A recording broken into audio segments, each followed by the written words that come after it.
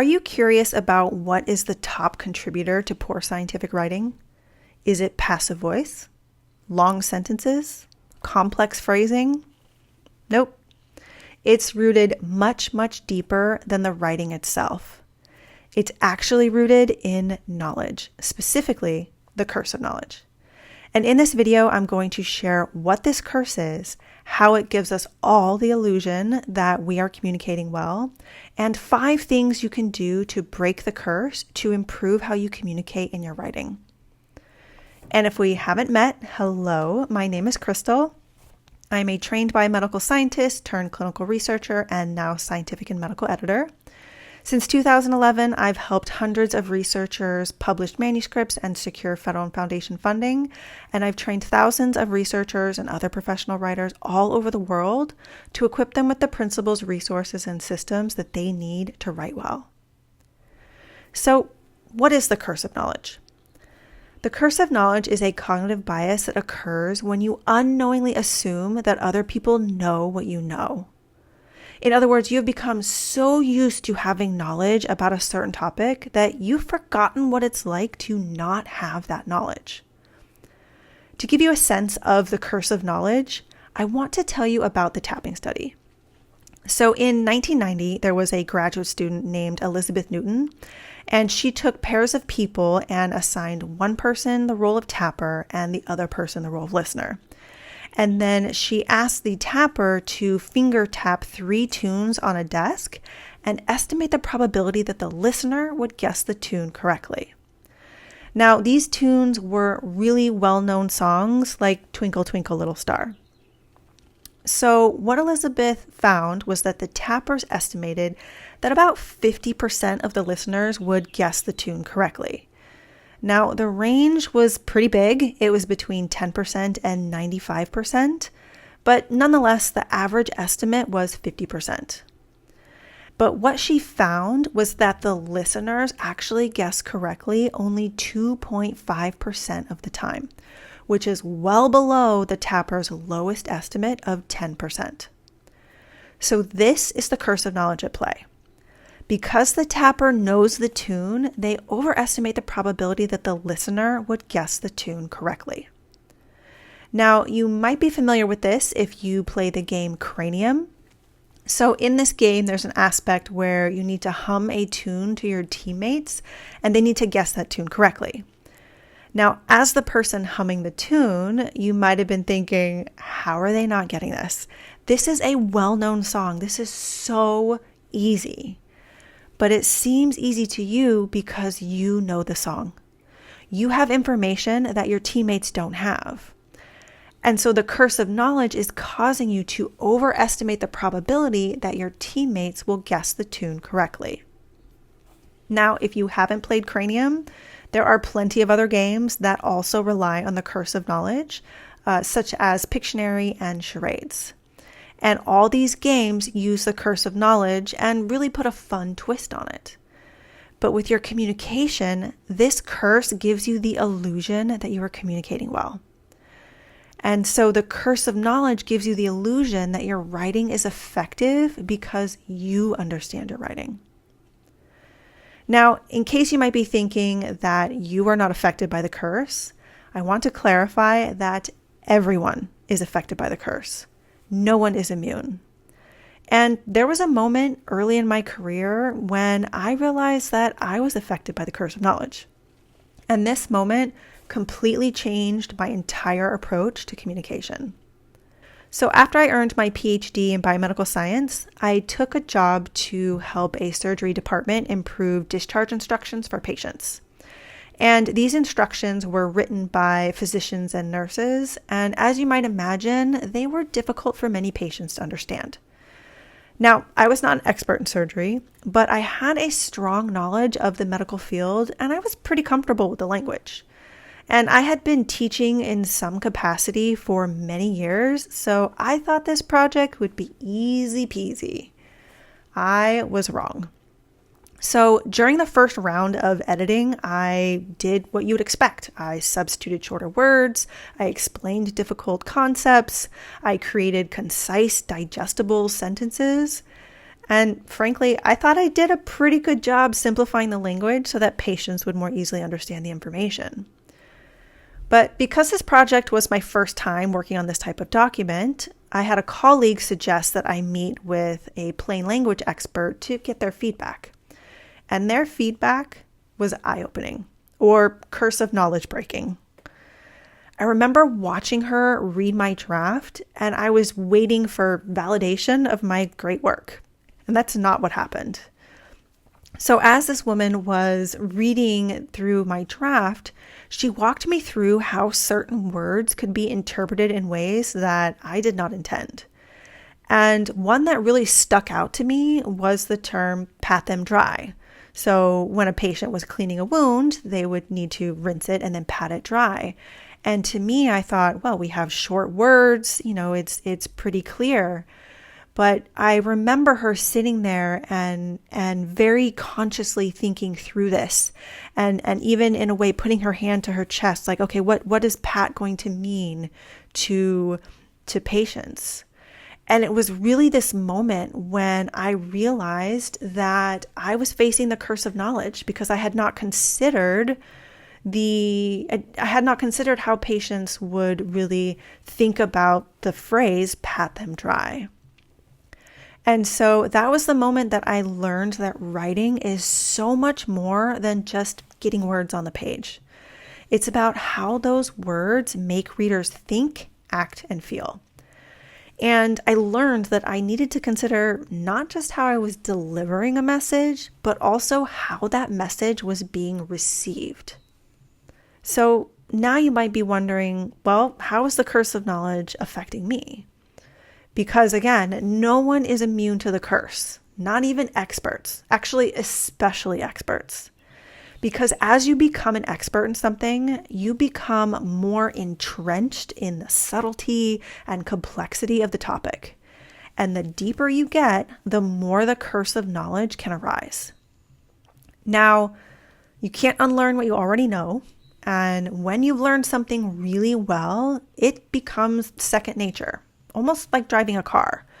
When you're first learning how to drive, you really have to pay attention to which pedal you're using and whether your turn signal is on and what gear you're in. Well, maybe that was back when we had standard stick shifts for driving.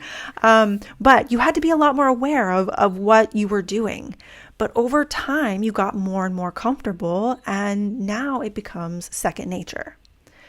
And so similar with language in your field, you become so comfortable using the language that the terms and concepts just flow from your mind to your fingertips or through your lips without your conscious awareness. And so you need to raise your awareness so that you can break the curse of knowledge. And I have learned 5 ways that you can raise your awareness and break the curse of knowledge in your writing. The first way is to get to know your audience. And I mean to really get to know your audience. So you've likely heard the advice that you need to put yourself in your reader's shoes. And this mindset can help, but the problem is that the curse of knowledge ensures that you are more likely to overestimate your reader's familiarity with your work. And so you really need to challenge your assumptions about your readers.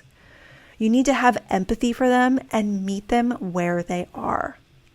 This means that you need to consider what they are thinking about and how they are feeling in the moment that they read your writing. So you need to think about, what do they already know about the topic you're describing? Are they reading your manuscript between teaching classes? Are they reviewing your grant on the plane on the way to a study section? Are they managing emotions after being given a difficult diagnosis? Are they fluent in English? There are so many things that you need to consider when it comes to your audience. And actually, one technique that I really like is something I learned. I can't remember the source. I'll look for it and I'll add a link to the description. But this was a practice that Amazon did. And so during meetings, they would have an empty chair at the table to represent the customer. And that way it helped to ensure that the customer's perspective was at the meetings. And so sometimes what I like to think about is maybe there's a chair next to my desk and there's a reader sitting there, and that can help me to remember to consider my reader as I'm writing.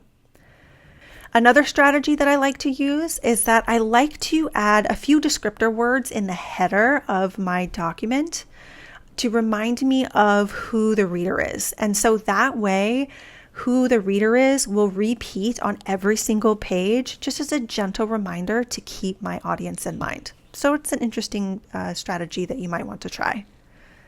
So the second strategy to help you overcome the curse of knowledge is to use simple language. And a great way to do this is to use principles of plain language. For example, you want to avoid jargon, only use terms that you know are familiar to your readers. And really, this is one reason why getting to know who your audience is so important. You also want to use shorter sentences and shorter words, and you want to favor active voice and concrete language. There are many factors to consider that I'm not going to go into in this video because it would take far too long. But if you're interested, I have a full course on how to tackle jargon, sentence length, word length, and many other principles in scientific and medical writing. I'll leave a link in the description box in case you want to learn more. Now, one thing that I have heard a lot of people say is that they're really concerned about simple language because they're afraid that they're going to insult readers or dumb things down. And so I want to challenge you to think about this differently. That rather than thinking about dumbing things down, I want you to think about it as clearing it up. Or better yet, think of it as translating it across. I actually learned this perspective from a very talented writer, Ben Riggs. He has a great book on storytelling. I'll leave a link in the description in case you want to check it out. So you can also think of using simple language as a way to clarify your thinking. And actually, one of my favorite quotes by Albert Einstein is, "If you can't explain it simply, you don't understand it well enough." So by writing with simple language, it will not only be easier for readers to understand your writing, but it will also help you to clarify your thinking. Another way that you can overcome the curse of knowledge is to get feedback. But you want to get feedback from people who are similar to your intended readers. And I actually like to call these alpha readers. So just like a company might test a new product on alpha testers or have an alpha version of software, I like to think of having test readers or alpha readers to read an early draft to give you feedback on what might be able to be improved in your draft. And so with these alpha readers, you can ask them to read your writing and share with you what they don't understand. And so many people will do this by asking their partner or a friend, and this can be really helpful, but you really want to be sure that the person is someone who fits the profile of your intended audience. So, for example, if your partner is a computer engineer, but your intended audience includes physicians, then you have a mismatch between your alpha reader and your intended audience. So you want to be sure that your alpha reader will represent your intended audience well. Now, another strategy for overcoming the curse of knowledge is to partner with a professional editor. And no matter who you are writing for, partnering with a professional editor can be so valuable because one of their main goals is to advocate for readers. And they have a trained pair of eyes and can help you identify when the curse of knowledge is at play. Now, I know that many people hesitate to work with a professional editor for a number of reasons, and I totally understand. It can feel really vulnerable to have your writing reviewed at that deep of a level, and this is one reason why we dread feedback from reviewer number 2. But also, sometimes people are deterred by the cost or the time investment that it can take to give an editor enough time to review the draft. But a good professional editor will guide you in how to improve your writing. And this guidance can be a valuable learning opportunity and an investment in your professional development that can benefit you for many years to come.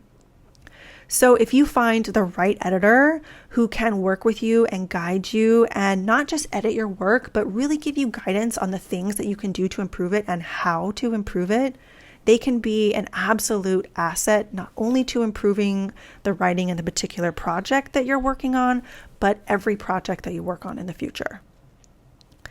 Now, if you think that you already write well and don't need to work with an editor, I just want to add that everyone can benefit from working with an editor, even me, and I'm a professional editor. Even the best writers need editors. Olympians have coaches, CEOs have mentors, leaders have advisors.